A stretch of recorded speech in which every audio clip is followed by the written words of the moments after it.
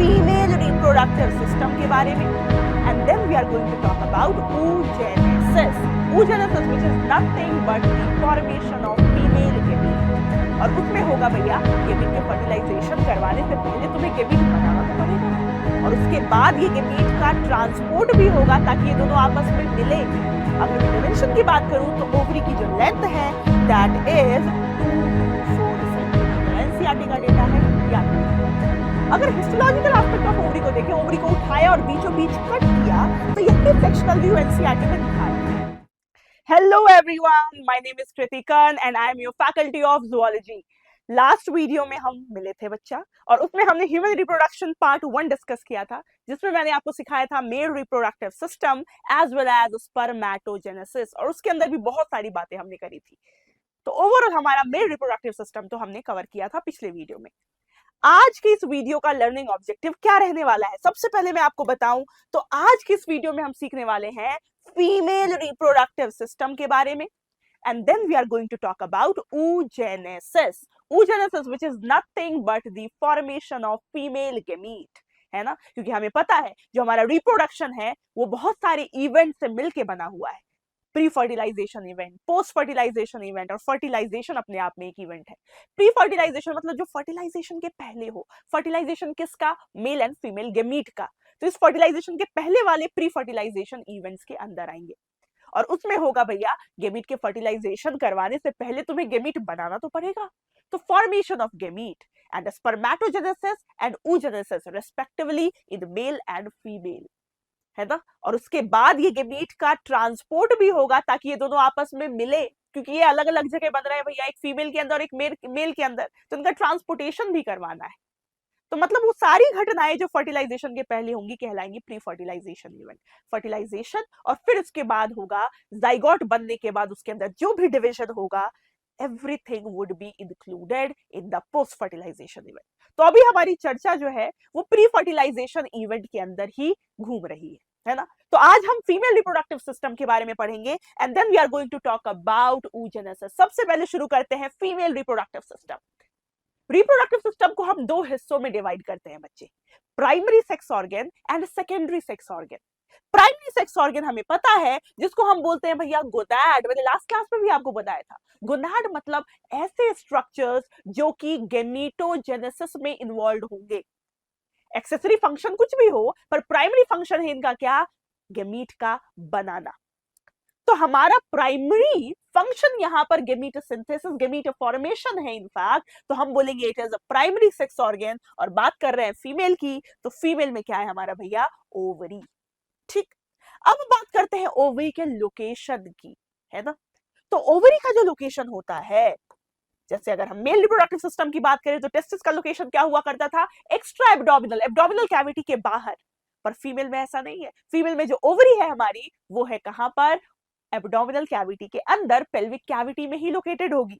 इसका मतलब location of ovary would be intra abdominal, intra abdominal मतलब कहां पर, पेल्विक कैविटी में। कहां पर लोकेटेड है भैया, पेल्विक कैविटी में। पूरा female reproductive system pelvic cavity में ही लोकेटेड होगा। अगर मैं ओवरी की संख्या की बात करूं तो of course that goes without saying that कितनी है संख्या भैया, नंबर इसका है 2, तो ओवरीज मौजूद है। Location intra abdominal. अगर मैं डायमेंशन की बात करूं तो ओवरी की जो लेंथ है that is 2 to 4 centimetre. NCERT का डेटा है, याद रखना है अपने को। ठीक, इसके बाद क्या है, इसके बाद हम थोड़ा सा हिस्टोलॉजिकल एस्पेक्ट अगर ओवरी की देखें, बात हम अभी प्राइमरी सेक्स ऑर्गन की ही कर रहे हैं।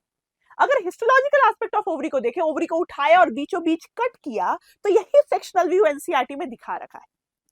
सबसे बाहरी लेयर जो आपको ओवरी की दिखाई देगी, this is the outer most layer of ovary, and this outer most layer of ovary is made up of simple cuboidal epithelium। यहां पर क्या मौजूद है, सिंपल क्यूबॉइडल एपिथीलियम, और इस लेयर को हम बोलते हैं बच्चे जर्मिनल एपिथीलियम। क्या बोलते हैं इसको, जर्मिनल एपिथीलियम। और यहां पर मौजूद होता है क्या, यहां पर मौजूद होता है सिंपल क्यूबॉइडल एपिथीलियम। ठीक, पहले ऐसा सोचा जाता था कि भैया जर्म सेल्स हैं यहाँ पर और यहीं से एग्स बन रही होंगी, पर बाद में पता चला ऐसा नहीं है, पर नाम दे दिया गया था पहले ही जर्मिनल एपिथेलियम। तो यहाँ पर बिल्कुल कंफ्यूज नहीं होना है, this germinal epithelium does not give rise to the eggs. ठीक, चलिए अब जर्मिनल एपिथेलियम के नीचे हमारे पास कनेक्टिव टिश्यू ही भरा पड़ा है। अब इस पूरे अंदर के इस पूरे स्पेस को हम क्या बोलते हैं, स्ट्रोमा। ये ओवरी की क्या है, स्ट्रोमा, और ये स्ट्रोमा दो हिस्सों में डिवाइडेड है। अंदर का जो ये हिस्सा आपको दिख रहा है, अंदर वाला पोर्शन, अगर मैं इसको ऐसे करके आपको दिखाऊं शेड करके, तो ये अंदर वाला पोर्शन कहलाता है क्या, अंदर जो मैंने शेड किया है उसको थोड़ा हटा दूं ताकि अंदर क्या बना हुआ है ये आपको क्लियरली दिखे, है ना। इस पोर्शन को हम बोलते हैं बच्चे मेरे, अंदर का ये पोर्शन कहलाता है, आप अलग अलग जगहों पर पढ़ते हैं कि अंदर का पोर्शन इज कॉल्ड मेड्यूला, पर वही बाहर का जो पोर्शन आपको दिख रहा है this is called as ovarian cortex, बाहर कॉर्टेक्स, अंदर मेड्यूला। पूरा कनेक्टिव टिश्यू भरा हुआ है, फाइब्रोब्लास्ट लाइक सेल्स भरे हुए हैं, ये पूरा स्ट्रोमा है, बाहरी वाला स्ट्रोमा कॉर्टेक्स, अंदर वाला मेड्यूला कहलाता है। आप देखेंगे कि अंदर यहाँ गोल गोल गोल गोल गोल गोल गोल गोल गोल गोल चीजें बनी हुई हैं, ये सब क्या है, ये सब अगर एनसीईआरटी की लेबलिंग में बताऊं आपको, so these are nothing but follicles, primary follicle, secondary follicle, tertiary follicle, Graafian follicle, और वो रप्चर हुई, एग को रिलीज किया, और तब जाके जो एम्प्टी फॉलिकल है that transforms into corpus luteum and that eventually degenerates to form corpus albicans. यही चीज आपके ओवरी के अंदर दिखा रखी है। तो याद रखिएगा कि आपके जो फॉलिकल्स हैं ये कहां मौजूद होंगे, तो याद रखना है अपने को दैट कॉर्टेक्स में। तो हमारा कॉर्टेक्स कंटेन्स क्या, तो it contains ovarian follicles, corpus luteum वगैरह सब कुछ यहीं पर। क्लियर है क्या। अब मैं बात करूं और ओवरी के फंक्शन की, what will be the function of ovary, तो क्या मुझे बताने की जरूरत है, नहीं, फंक्शन हमें पता है कि ओवरी का जो फंक्शन है, एक फंक्शन तो oogenesis होगा ही, है ना, क्योंकि गेमीट कहां बन रहा है, ओवरी के अंदर, और दूसरा फंक्शन होगा सिंथेसिस ऑफ सर्टेन हार्मोन्स, जिनको आप क्या बोलेंगे, फीमेल सेक्स हार्मोन्स बोल सकते हैं, और वो हार्मोन जो ओवरी से निकल रहे हैं, those hormones are estrogen, progesterone. ठीक, तो ये हार्मोन है हमारे ओवरी से, प्राइमरली आपको याद रखना है। तो ये हमने प्राइमरी सेक्स ऑर्गन के बारे में देखा। अब आते हैं secondary sex organ. Secondary sex organ gametes तो नहीं बनाते, पर इनका रोल है रिप्रोडक्शन में, कैसे, ये गेमीट को ट्रांसपोर्ट करते होंगे, या नहीं तो भैया जो फर्टिलाइज्ड गेमीट्स हैं, जो जाइगोट है, अब ये जाइगोट में पोस्ट फर्टिलाइजेशन इवेंट होगा, ये भी क्या होगा, ट्रांसपोर्ट होगा होगा होगा, और एक जगह जाकर क्या होगा, इम्प्लांट होगा, और इम्प्लांटेशन होने के बाद पूरी प्रेगनेंसी को अपन को सस्टेन करना है। ये सारी प्रक्रिया कहीं ना कहीं हो रही होंगी, जहां हो रही होंगी वो भी रिप्रोडक्शन में रोल प्ले कर रहा है, मतलब उनको भी हम सेक्स ऑर्गन की कैटेगरी में रखेंगे, and those would come under secondary sex organ की कैटेगरी। और इसके अंदर इन्वॉल्व होगा accessory ducts, glands and external genitalia. We are going to discuss the accessory duct system in case of female. ठीक, आइए जरा देखें।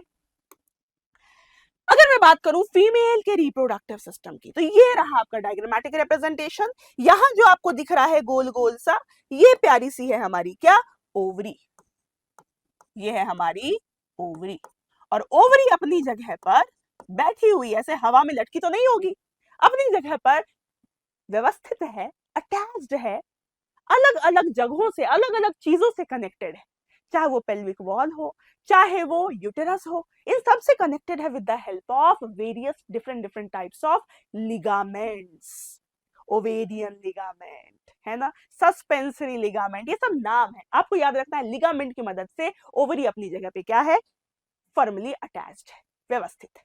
तो देखिए जरा, हम बात किसकी करेंगे बच्चे, डक्ट सिस्टम की। किसकी बात करने वाले हैं अपन, हम बात करने वाले हैं डक्ट सिस्टम की, एक्सेसरी डक्ट्स की। तो क्या क्या है एक्सेसरी डक्ट, ओवरी को भूल जाइए, बचे हुए सारे पोर्शन को देखिए। तो हमने फीमेल का रिप्रोडक्टिव सिस्टम निकाला और उसका कट सेक्शन निकाला और आपको आपके सामने प्रस्तुत किया है। अब इसमें आपको क्या देखने को मिलेगा, आपको इसमें देखने को मिल रहा है भैया यहां से यहां तक रन करने वाला स्ट्रक्चर दिख रहा है क्या आपको, ये चीज इस तरफ भी और ये चीज इस तरफ भी है। यही वो चीज है जो कहलाती है फेलोपियन ट्यूब। इसी को हम क्या बोलते हैं बच्चे मेरे? इसी स्ट्रक्चर को हम बोलते हैं क्या? Fallopian tube. और ये जो फेलोपियन ट्यूब है इसके अलग अलग नाम है। इसके अलग अलग नाम है, तो कौन कौन सा नाम है? फेलोपियन ट्यूब को एक नाम से पुकारा जाता है जिसको हम बोलते हैं भैया ओविडक्ट। फेलोपियन ट्यूब को हम क्या बोल सकते हैं? ओविडक्ट। इसी को हम यूटेराइन ट्यूब भी बोल सकते हैं या यूटेराइन डक्ट भी बोल सकते हैं, या इसी को हम सैल्पिंग्स भी बोलते हैं। अगर मैं फेलोपियन ट्यूब के लेंथ की बात करूं तो length ranges from 10 to 12 centimetre approximately. पर वहीं अगर मैं फेलोपियन ट्यूब के अलग अलग रीजन्स की बात करूं, गौर से देखिए, रीजन्स की बात कर रही हूं, ये वाला हिस्सा, ये वाला हिस्सा, ये वाला हिस्सा, मतलब मेरे पास 3 हिस्से हो गए। एक हिस्सा ये, एक हिस्सा ये, एक हिस्सा ये, 3 हिस्से हो गए। और इन तीनों हिस्सों के अलग अलग नाम है। आप देखिए यहां पर जो आपको एकदम ब्रॉड फनल जैसा स्ट्रक्चर दिख रहा है, इस स्ट्रक्चर को हम नाम देते हैं क्या? इनफंडिबुलम। क्या बोलते हैं? इनफंडिबुलम, फनल जैसा है। तो infundibulum is the funnel like structure. कैसा स्ट्रक्चर है ये? फनल जैसा। On the right hand side you can see, ये है फनल जैसा स्ट्रक्चर। गौर से देखिए, ये आपको दिख रहा है, यहाँ पे आपको एक होल दिख रहा है क्या? फनल शेपेड स्ट्रक्चर है और ओपनिंग दिख रही है। यही वो ओपनिंग है जहां से जब ओवरी हमारी क्या करेगी भैया? एग रिलीज करेगी, तो इस एग को भेजा जाएगा कहां पर? फेलोपियन ट्यूब में। कैसे जाएगा? तो इसी ओपनिंग के जरिए हमारा एग फेलोपियन ट्यूब में एंटर करेगा। और एग के पास हाथ पैर तो है नहीं कि वो मूव करेगा, तो इसको कैप्चर करने का काम करती है ये जो फिंगर लाइक प्रोजेक्शंस आपको दिख रही हैं, ये जो फिंगर लाइक प्रोजेक्शंस आपको दिख रही हैं, यही कहलाती है हमारी क्या? Fimbriae. So this infundibulum contains a finger like projection which is known as fimbriae, जिसका फंक्शन क्या होगा? Collecting the egg which is released by this egg which is released by क्या? ओवरी। तो एग पहले ओवरी के द्वारा रिलीज करके पेल्विक कैविटी में गिरती है और फिम्ब्रियाई की मदद से इसको कैप्चर करके कहां भेज दिया जाता है? फेलोपियन ट्यूब में। तो बात हो गई इनफंडिबुलम की। अब आते हैं हम अपने अगले पोर्शन पर, ये वाला पोर्शन। और ये जो पोर्शन है ये फेलोपियन ट्यूब का सबसे लॉन्गेस्ट पार्ट है और ये एक वाइडर पोर्शन होता है। और हम इसी पोर्शन को नाम देते हैं क्या? इसी को हम बोलते हैं बच्चे मेरे एम्प्यूला। क्या बोलेंगे इसको? एम्प्यूला। तो एम्प्यूला के बारे में अगर मैं बात करूं तो ampulla is actually the wider part, longest part भी होता है। And this ampulla is the site where actually fertilization takes place. यहीं पर हमारा स्पर्म आएगा, स्पर्म यहां से यहां से यहां से यहां से यहां पर एंटर करेगा, है ना, और फिर यहां से हमारा एग भी जा चुका है और दोनों मिलेगा और होगी क्या? Fertilization. Ampulla is the site of fertilization, very important, दिमाग में आप रखेंगे, साइट ऑफ फर्टिलाइजेशन। ठीक, अब आते हैं अपने अगले पोर्शन पर। हमारा जो अगला पोर्शन है that is slightly narrowed portion, छुटकू सा portion, and this portion is actually opening into this particular structure. मतलब यही वो हिस्सा है फेलोपियन ट्यूब का जो यूट्रस में एंटर कर रहा है, and this is nothing but the isthmus. मतलब हमारे पास 3 पोर्शन है किसके? फेलोपियन ट्यूब के। ठीक, फनल लाइक इनफंडिबुलम, जो लॉन्गेस्ट एंड वाइडर पोर्शन है एम्प्यूला, एंड जो हमारा कैसा है? नैरो ल्यूमेन है, जिसका जो थोड़ा सा सकरा है, जिसका ल्यूमेन नैरो है, और वो चीज जो यूटेरस में ओपन हो रही है, that portion of fallopian tube is known as isthmus। इसका मतलब fallopian tube के 3 हिस्से, isthmus, ampulla and infundibulum। isthmus के लिए याद रखना है कि it opens into uterine cavity या uterus। एम्प्यूला के लिए याद रखना है ये वाइडर हिस्सा है and it is the actual site of fertilization. और इनफंडिबुलम के लिए याद रखना है कि भैया ये फनल शेपेड है, इसके पास फिंगर लाइक प्रोजेक्शंस फिम्ब्रियाई हैं जो कि एग को कलेक्ट करने का काम करती है। बढ़ते हैं आगे। अब हम बात करते हैं इस वाले स्ट्रक्चर की, ये वाला हिस्सा जो कि आपको कैसा दिख रहा है?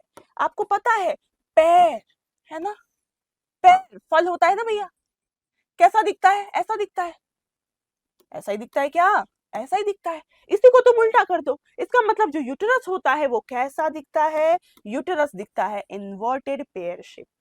जो यूटेरस है इसका अलग अलग नाम है भैया। यूटेरस का एक और नाम है that it is also known as hystera. This is also known as hystera. Hence, surgical removal of uterus is also known as hysterectomy.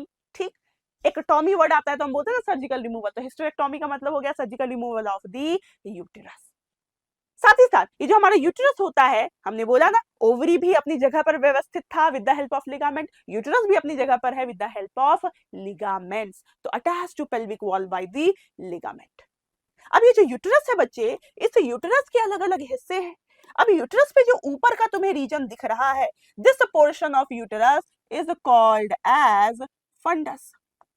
क्या बोलते हैं इसको? फंडस। ये डोम शेपेड गुंबद जैसा स्ट्रक्चर जो है, दिस इज फंडस।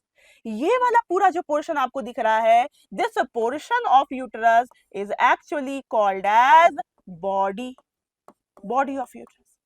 एंड नीचे दिस यूटेरस हैज कैसा थोड़ा सा नैरो हो गया है, and this narrow portion of uterus now would be called what?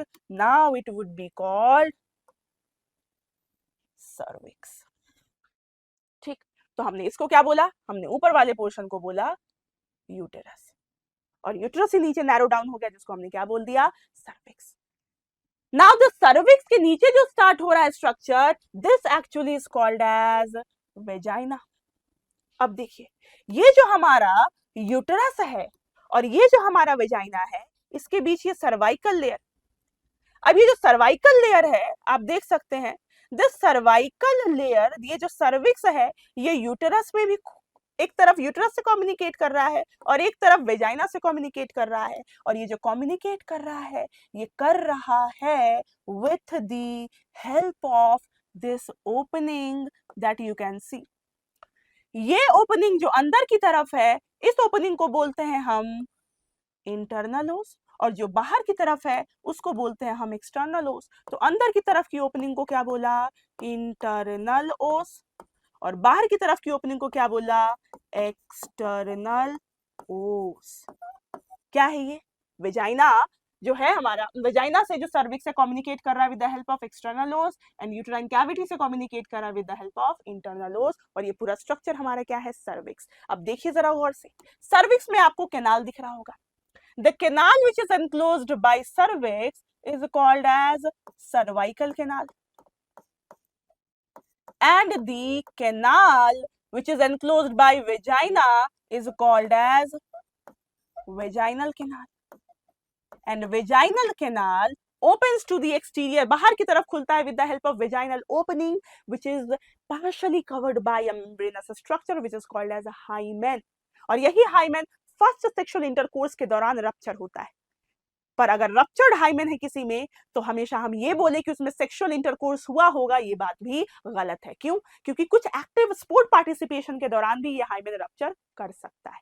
तो हाइमेन का ना होना इस बात की संतुष्टि, इस बात की पुष्टि नहीं करता कि सेक्सुअल इंटरकोर्स हुआ ही होगा, क्योंकि वो रप्चर और भी कारणों से हो सकता है। तो आइए जरा, ये जो वेजाइनल कैनाल है यही वो कैनाल है जहां पर मेल एक्सटर्नल जेनाइटिलिया एंटर करेगा, पीनिस एंटर करेगा कॉप्युलेशन के दौरान, इसलिए वेजाइनल कैनाल को हम कॉप्युलेटरी कैनाल भी बोलते हैं। क्या बोलते हैं? Copulatory canal.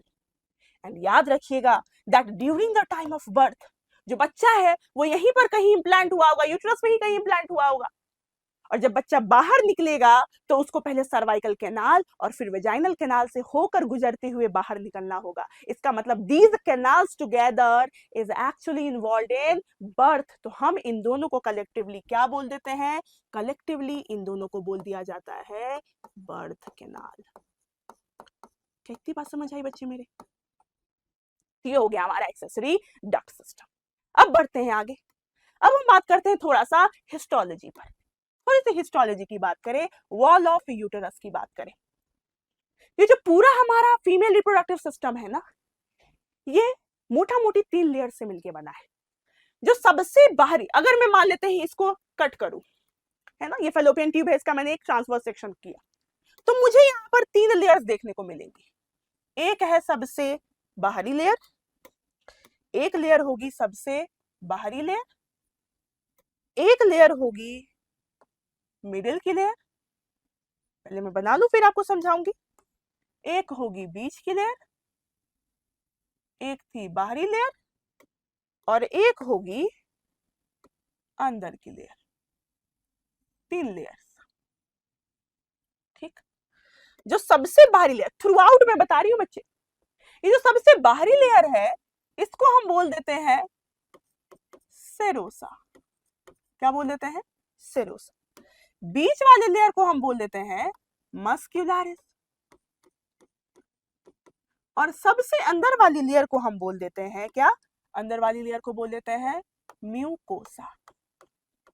अब ये जो सेरोसा है इसमें क्या है? Epithelium and connective tissue. जो मस्क्यूलरिस है that contains, this muscularis contains smooth muscles, और स्मूथ मसल्स अगर आया इसका मतलब कॉन्ट्रैक्शन होगी, कॉन्ट्रैक्शन होगी तो इसी को बोलते हैं पेरिस्टाल्टिक मूवमेंट। अगर फैलोपियन ट्यूब में कॉन्ट्रैक्शन होगा तो यहां से जो एग जा रहा है और जो स्पर्म आ रहा है उसके transportation would be easier. Fertilization हो गई, जाइगोट बन गया, अब जाइगोट भी मल्टीप्लाई करते करते करते करते इधर जाएगा और यहाँ गिरेगा, मतलब उसका भी transportation this peristaltic movement would promote. और साथ ही साथ मैंने अंदर म्यूकोसा बनाया है, यहाँ पर भी कनेक्टिव टिश्यू एंड एपिथेलियम होगा, पर एपिथेलियम कैसा होगा? एपिथेलियम होगा भैया सिलिएटेड एपिथेलियम। क्या होगा? Ciliated epithelium. और आपको पता है ये सिलिएटेड एपिथेलियम, मैं स्पेसिफिकली बात कहां की कर रही हूं? मैं बात कर रही हूं फैलोपियन ट्यूब की। पर अंदर की लेयर हर जगह म्यूकोसा ही कहलाएगी। Nature of epithelium can vary. तो ये जो सीलिया प्रेजेंट होगा आपके फैलोपियन ट्यूब में, that again would help in transportation of gamete and structures which would transport inside it. तो ये ओवरऑल हिस्टोलॉजी हमारे पूरे फीमेल रिप्रोडक्टिव सिस्टम की होगी। अलग अलग वेरिएशंस अलग अलग जगह हो सकते हैं। ठीक, तो मैं बात कर रही हूं भैया यूटेरस की, तो इसी कॉन्टिन्यूएशन में जो यूटेरस आएगा यहां भी तीनों लेयर्स देखने को मिलेंगी, serosa, muscularis and mucosa. Serosa सबसे बाहरी लेयर है और यहाँ की सेरोसा को बोल दिया जाता है बच्चे मेरे पेरीमेट्रियम। सबसे बाहरी लेयर को हमने क्या नाम दिया? हमने नाम दिया है पेरीमेट्रियम, सबसे आउटर मोस्ट लेयर। अगर मैं दिखाऊं तो this would be the outer most layer of uterus. Now ये जो हमारा पेरीमेट्रियम है इसको एनसीईआरटी ने बोला it is a thin membrane. किस चीज की मेम्ब्रेन बनी होगी भैया? एपिथेलियम एंड कनेक्टिव टिश्यू की। आइए जरा, जो अंदर की पेरीमेट्रियम से अंदर की तरफ की जो लेयर है इसको हमने क्या बोल दिया है? इसको हमने बोल दिया है भैया मायोमेट्रियम। क्या बोल दिया है? मायोमेट्रियम। यहाँ पर क्या है? मसल्स है, और आप देख सकते हैं कितनी थिक पोर्शन है ये। दिस मायोमेट्रियम, एनसीईआरटी की माने तो एनसीईआरटी ने बोला it is a thick layer made up of smooth muscles, और यहीं पर होता है strong contraction during the time of parturition under the influence of a hormone oxytocin which is called as birth hormone. बढ़िया आगे। अब आता है हमारा अंदर की लेयर। अंदर की लेयर देखिए जरा, ये जो अंदर की लेयर होगी, ये जो अंदर की लेयर होगी, अंदर की लेयर है, और इसी लेयर को क्या नाम दिया गया है? इसी लेयर को नाम दिया गया है भैया अंदर की तरफ, मतलब एंडोमेट्रियम। एंड दिस एंडोमेट्रियम का थोड़ा सा जूम्ड पोर्शन यहां दिखा रही हूं मैं। ये जो एंडोमेट्रियम है आप देख सकते हैं, मैं रिप्रेजेंट करूं, ये जो आपको स्ट्रक्चर दिख रहा है, these are nothing but the glands of endometrium, और ये बहुत सारी चीजें सिक्रीट करती हैं। कलेक्टिवली इन सिक्रीशंस को यूटेराइन मिल्क बोला जाता है, जो कि अर्ली एम्ब्रियोनिक डेवलपमेंट में क्या प्रोवाइड करेंगी? नरिशमेंट प्रोवाइड करेंगी अर्ली एम्ब्रियो को। ठीक, तो हमारा जो एंडोमेट्रियम है वो कैसा होता है? ग्लैंडुलर होता है। साथ ही साथ हर मेंस्ट्रुअल साइकिल में यही एंडोमेट्रियम है जो शेड ऑफ होता है, रीजनरेट होता है, शेड ऑफ होता है, रीजनरेट होता है, और ये रीजनरेशन करना जरूरी है to support pregnancy, to actually make the implantation possible. तो हम बोलेंगे that endometrium is actually glandular in nature and it undergoes cyclical changes during the menstruation. अगर मैं एंडोमेट्रियम की बात करूं बच्चे, तो ये पूरा का पूरा जो स्ट्रक्चर आपको दिख रहा है दिस इज एंडोमेट्रियम। पर इस तरफ जो आपको चीज दिख रही है यहाँ पे, this is actually the uterine, इस तरफ यूटेराइन कैविटी, और इस तरफ कौन सी लेयर आ जाएगी? इस तरफ जो लेयर आपको दिखेगी इसको आप बोलेंगे मस्कुलरिस लेयर, और इसके बाहर जो आपको दिखेगी उसको आप बोलेंगे पेरीमेट्रियम। पर ये जो पूरा है ये क्या है? This entire is endometrium. तो मैं आपको बताऊं, this is perimetrium, this is myometrium and this is endometrium. और ये जो एंडोमेट्रियम है, आप देखिए एंडोमेट्रियम को फर्दर 2 लेयर्स में सब डिवाइड किया गया। ये वाला हिस्सा जो है एंडोमेट्रियम का और ये वाला हिस्सा जो है एंडोमेट्रियम का, उस वाले लेयर को जो कि बाहर की तरफ है, that is called as stratum functional या स्ट्रेटम फंक्शनैलिस। और जो इसके नीचे है, बेस में मौजूद है नीचे की तरफ, this is known as stratum basale या स्ट्रेटम बेसालिस। और याद रखिएगा मेंस्ट्रुएशन के दौरान यही स्ट्रेटम फंक्शनैलिस क्या होता है? शेड ऑफ होता है, इट शेड्स ऑफ। और ये जो बेसालिस है इट रीजेनरेट्स। जब नेक्स्ट मेंस्ट्रुअल साइकिल होगी, मेंसेस हो जाएगा, उसके बाद एंडोमेट्रियम रीजनरेट होगा। कौन करवाएगा? स्ट्रेटम बेसालिस। तो इट रीजनरेट्स द स्ट्रेटम फंक्शनैलिस। क्या ये बात समझ आई? तो ये रहा हमारा हिस्टोलॉजी ऑफ यूटेरस। पढ़ते हैं आगे बच्चा। अब हम बात करेंगे oogenesis की, पर उससे पहले हम आपको थोड़ा सा अपने कोर्स के बारे में बता दें, है ना। हमारे पास 3 कोर्सेस हैं। कौन कौन से? हमारे पास है भैया उद्गम बैच, हमारे पास है तेजस बैच, हमारे पास है पराक्रम बैच। उद्गम for 11th, Tejas for 12th and पराक्रम फॉर द ड्रॉपर। ये सारे बैचेस शुरू हो रहे हैं 26 मई से, है ना।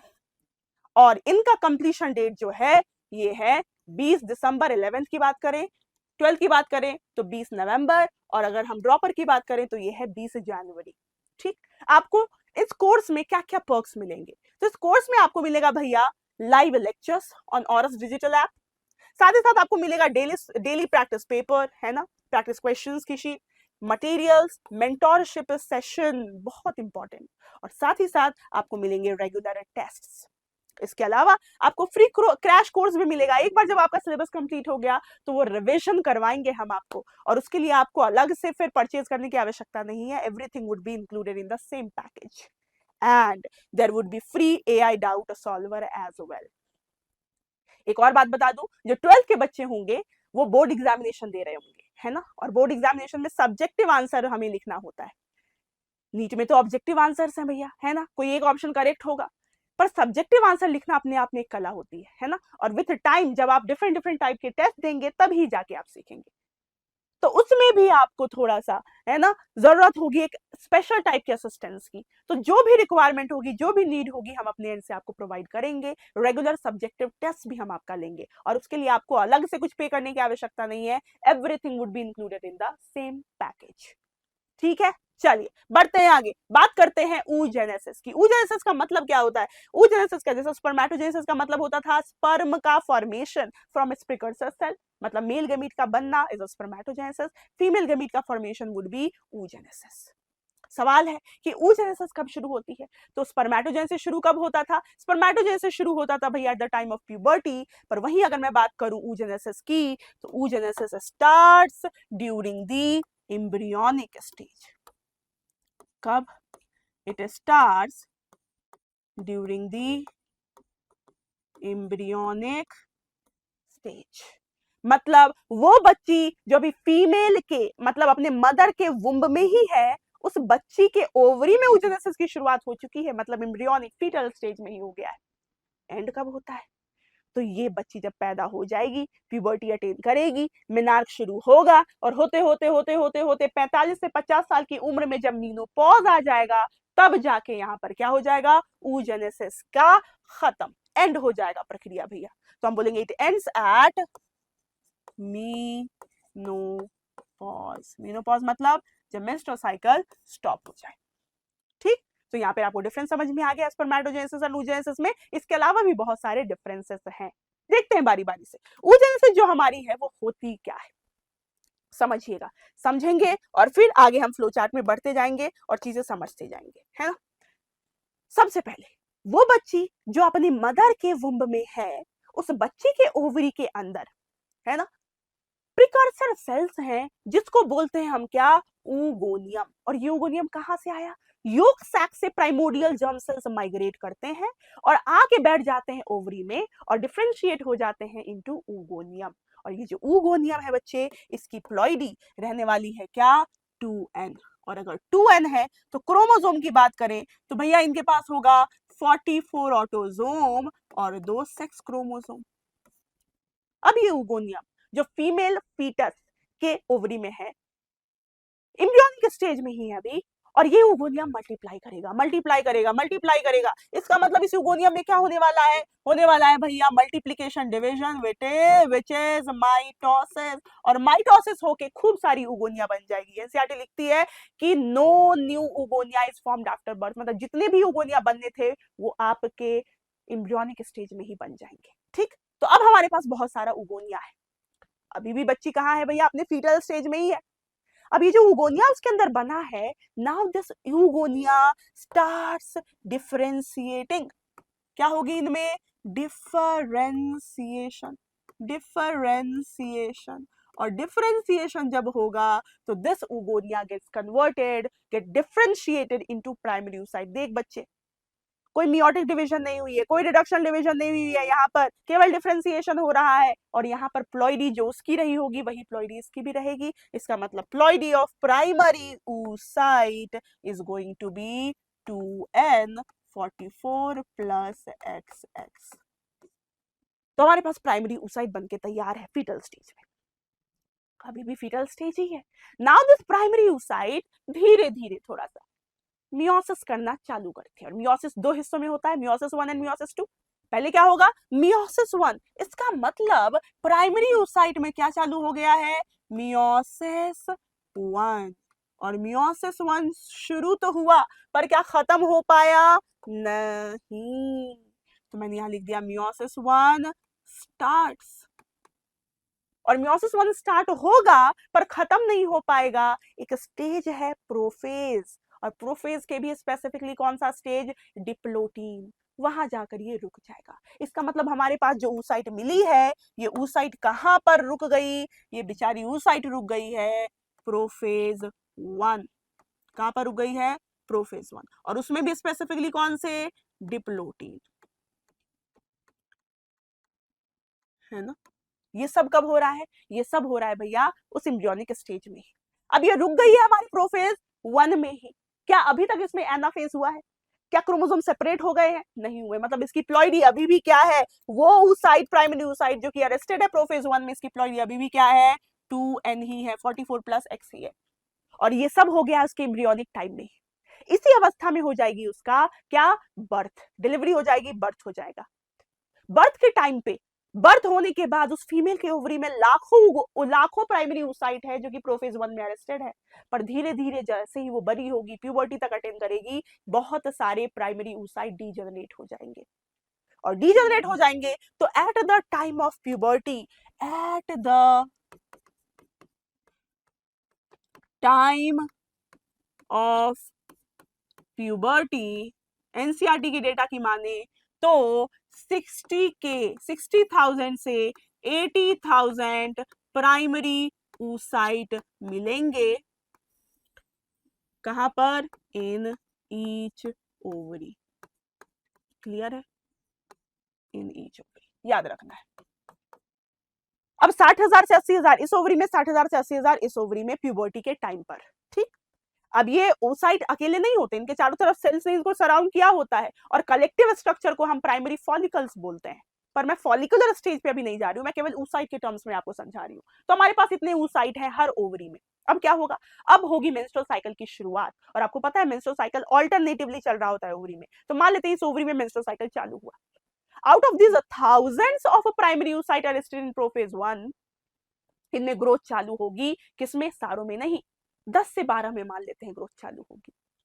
और एक में ग्रोथ कंप्लीट होगी। इसका मतलब जो मियोसिस 1 में इसका रुकना था, अब ये मियोसिस 1 रिज्यूम करके मियोसिस 1 कंप्लीट कर लेगी। और कब ऐसा होगा, मेंस्ट्रुअल साइकिल में, ओव्यूलेशन के पहले। भैया एग रिलीज हो जाएगा ओवरी से, उसके पहले ही तो एग के अंदर चेंजेस करवाओगे ना। इसका मतलब ये जो प्राइमरी oocyte था जो कि किस में अरेस्टेड था, ये अरेस्टेड था भैया किस में, प्रोफेज 1 ऑफ मियोसिस 1 में। तो हम बोलेंगे क्या हुआ है इसका, मियोसिस 1 मियोसिस 1 क्या हो गया, कंप्लीट हो गया। और जब कंप्लीट हुआ तो देखिए आप एक सेल से दो सेल बनेंगे। हमारे प्राइमरी oocyte की प्लॉइडी क्या थी, 2n थी बेचारा, क्योंकि प्रोफेज 1 में अरेस्टेड था। अब इसका मियोसिस 1 जब कंप्लीट होगा तो क्या बनेगा, एक सेकेंडरी oocyte, एक फर्स्ट पोलर बॉडी। अब प्लॉइडी सेकेंडरी oocyte की होगी n, फर्स्ट पोलर बॉडी की भी होगी n। और अगर मैं क्रोमोसोमल नंबर से बात करूं तो 22 प्लस x, 22 प्लस x, है ना। पर यहाँ पे देखिए एक बहुत इंपॉर्टेंट चीज हुई है, और वो क्या, यहाँ पर हुई है अनइक्वल साइटोकाइनेसिस। क्या हुआ है, अनइक्वल साइटोकाइनेसिस। इसका मतलब साइटोप्लाज्मिक डिस्ट्रीब्यूशन इक्वल नहीं हुआ। एक बड़ी सी सेल जिसको मैक्सिमम साइटोप्लाज्म मिला, और एक छोटी सी सेल जिसको इतू से साइटोप्लाज्म से पहला फुसला लिया गया, उसी को हम बोल रहे हैं फर्स्ट पोलर बॉडी। इसका मतलब यहाँ पे हुई है unequal cytokinesis, which again is a dissimilarity between spermatogenesis and oogenesis। Spermatogenesis में इक्वल साइटोकाइनेसिस हो रही थी, यहाँ पर क्या हो रही है, अनइक्वल।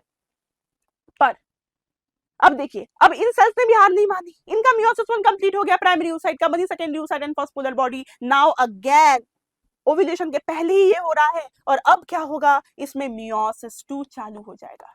क्या चालू हो जाएगा, meiosis 2 starts. Meiosis 2 starts, but again है ना, कर्स्ड है बेचारी, शुरू तो करती है पर खत्म नहीं कर पाती है।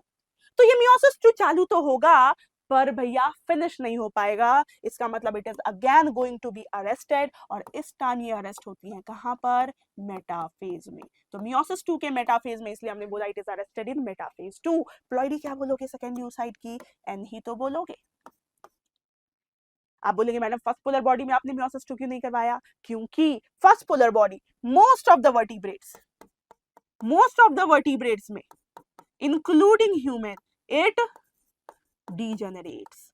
फर्स्ट पोलर बॉडी मतलब ये मियोसिस 2 नहीं करेगा। क्यों करना, फालतू में एनर्जी क्यों वेस्ट करनी, जब इससे हमें फीमेल गेमीट बनाना ही नहीं है तो, है ना।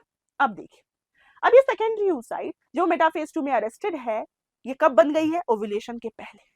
अब इसी अवस्था में इसका क्या हो जाएगा, ओव्यूलेशन। इसका मतलब now the secondary oocyte ovary से बाहर निकल के पेल्विक कैविटी में गिरेंगी, फिम्ब्रिया इसको कैप्चर करके फेलोपियन ट्यूब की एम्प्यूला में भेज देगा, और यहां पर ये इंतजार करेगी किसका, स्पर्म का। अगर स्पर्म नहीं आया, इसका मतलब अगर फर्टिलाइजेशन नहीं हुई, तो विद इन 24 आवर्स रफली ये अपना दम तोड़ देगी, मर जाएगी। पर अगर स्पर्म आ गया, इसका मतलब फर्टिलाइजेशन हो गई। फर्टिलाइजेशन हो गई इसका मतलब ये नहीं कि स्पर्म का न्यूक्लियस और इसके न्यूक्लियस के बीच में फ्यूजन हो गया, नहीं। स्पर्म की एंट्री जैसे ही सेकेंडरी oocyte में होगी, सेकेंडरी oocyte बोलेगा रुको भैया, पहले मेरा मियोसिस 2 मुझे कंप्लीट करने दो। तो सेकेंडरी oocyte का मियोसिस 2 कंप्लीट होगा। वो सारे फैक्टर जो, क्योंकि मेटाफेज में अरेस्टेड है ना, वो सारे फैक्टर जो एनाफेज को प्रमोट करते होंगे उनका फॉर्मेशन होगा, एक्टिवेशन होगा। सेकेंडरी oocyte अपना मियोसिस 2 कंप्लीट करेगी। इसका मतलब मैं क्या लिख दूं, मैं लिख दूं भैया मियोसिस 2 क्या हो गई, कंप्लीट हुई। और जब कंप्लीट हो जाएगा तो हमारे पास अगेन सेकेंडरी oocyte से दो सेल्स मिलने चाहिए। एक जो हमारे पास बनके तैयार है, जिसको हमने क्या बोला, ओवम या ऊटिड बोलते हैं। और यहाँ पर जो आपको सेकेंड सेल मिल रही है, जो दिख रही है, this is called as second polar body. और आप अगेन देख सकते हैं कि यहाँ पर साइटोकाइनेसिस इक्वल नहीं हुई है। इसका मतलब वापस से क्या हो गया है भैया, ज्यादती हो गई है पोलर बॉडी के साथ, अनइक्वल साइटोकाइनेसिस। क्या हुई, अनइक्वल साइटोकाइनेसिस। और देख सकते हैं कि इस ओवम के अंदर ये जो पिंक पिंक कलर से मैंने बनाया है, दिस इज स्पर्म का न्यूक्लियस। क्या है ये, स्पर्म्स न्यूक्लियस। एंड नाउ ये जो ब्लू ब्लू कलर से मैंने बनाया है, दिस इज ओवम का न्यूक्लियस। एंड नाउ यहां पर होगी न्यूक्लियस का फ्यूजन। इस प्रोसेस को हम क्या बोल देते हैं, इस प्रोसेस को fusion of nucleus of male and female gamete, इसी को बोल दिया जाता है भैया एम्फीमिक्सिस, है ना, या karyogamy. Carry on word nucleus के लिए आता है, तो एम्फीमिक्सिस या कैरियोगैमी बोल देंगे। और फिर आपके पास बन के तैयार है क्या, डिप्लॉइड जाइगोट। ओवम कैसा होगा, हैप्लॉइड होगा। सेकेंड पोलर बॉडी कैसी होगी, हैप्लॉइड होगी। ये सेकेंडरी oocyte किस स्टेज में अरेस्टेड था, ये अरेस्टेड था भैया मेटाफेज 2 में। मेटाफेज 2 में अरेस्टेड था, इसलिए इसकी प्लॉइडी क्या है, एन ही है। सेकेंडरी oocyte की प्लॉइडी क्या है, एन। तो I hope it is clear. इसका मतलब आपने एक प्राइमरी oocyte से शुरुआत करी थी और आपको एक फीमेल गैमीट मिली है, पर वहीं आप जब एक प्राइमरी स्पर्मेटोसाइट से शुरुआत करते तो आपको 4 स्पर्म्स मिल रहे थे। यहाँ पर ऐसा क्यों हुआ, क्योंकि हुई है अनइक्वल साइटोकाइनेसिस, इसलिए एक प्राइमरी oocyte से केवल एक ही ओवम मिलेगा। आपको मैं ये भी बता दूं कि हमारे पास at the time of puberty हर ओवरी में 60,000 से 80,000 के आसपास प्राइमरी oocytes थे, जो कि प्रोफेज 1 में अरेस्टेड थे। ये मत सोचिएगा कि 60 से 80,000 यहां से और 60 से 80,000 यहां से, मतलब अगर 80,000 भी माने तो 1,60,000 ओवम बनेगा, ऐसा भी नहीं है। क्योंकि आपको मैंने बोला हर मेंस्ट्रुअल साइकिल में 10 से 12 के आसपास अपना ग्रोथ शुरू करते हैं, पर कंप्लीट केवल एक ही कर पाते हैं। इसका मतलब बचे हुए सारे भी क्या करेंगे, अपना दम तोड़ देंगे। इसका मतलब हर मेंस्ट्रुअल साइकिल में केवल एक secondary oocyte which is arrested in metaphase 2 is going to be ovulated। इसका मतलब क्या हुआ, इसका मतलब हुआ कि भैया फीमेल अपने रिप्रोडक्टिव लाइफ स्पैन में, मान लेते हैं प्यूबर्टी 10 साल पे आई और मीनोपॉज 50 साल पे आया, रिप्रोडक्टिवली वो एक्टिव कब रही, 10 साल से लेके 50 साल तक, मान लेते हैं ऑन एन एवरेज 40 साल तक उसका रिप्रोडक्टिव लाइफ स्पैन था, 40 इयर्स तक। अगर मैं आपसे बोलूं हर महीने एक सेकेंडरी oocyte रिलीज हो रही है, तो हम बोलेंगे कि एक साल में 12 महीने होते हैं ना, तो एक साल में वो कितने सेकेंडरी oocyte रिलीज करेगी, 12 सेकेंडरी oocyte रिलीज करेगी एक फीमेल। तो 40 साल में कितने करेगी, इतने करेगी।